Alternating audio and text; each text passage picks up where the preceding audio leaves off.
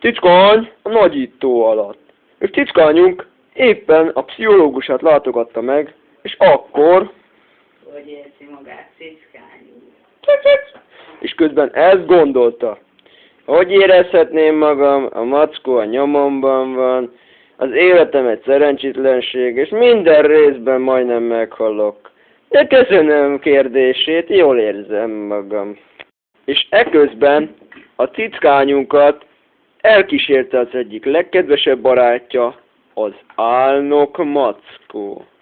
Látom, az új kocsijával érkezett Mackó úr. Ez a régi, de ez az igazi. És miért mindig csak tolatva megy Mackó úr? De szóltál, köcsög! Cickány úr, észrevett, hogy önt Mackó likvidálni akarja? Csücsit! És közben ezt gondolta. Mit nem mond? Mackó magának tényleg ilyen hangja? Jaj, többet szél! És milyen az a pöppetnél? Cickány, mit szokott ön enni? És közben ezt gondolta.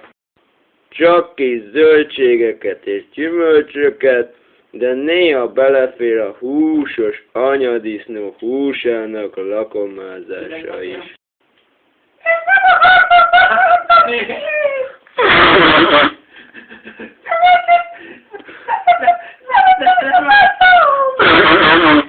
Szóval, hogy a Mackó híresebb magánál?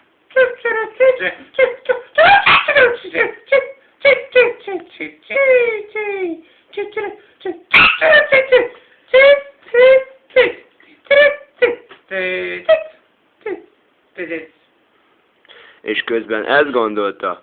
Nagy a fejed!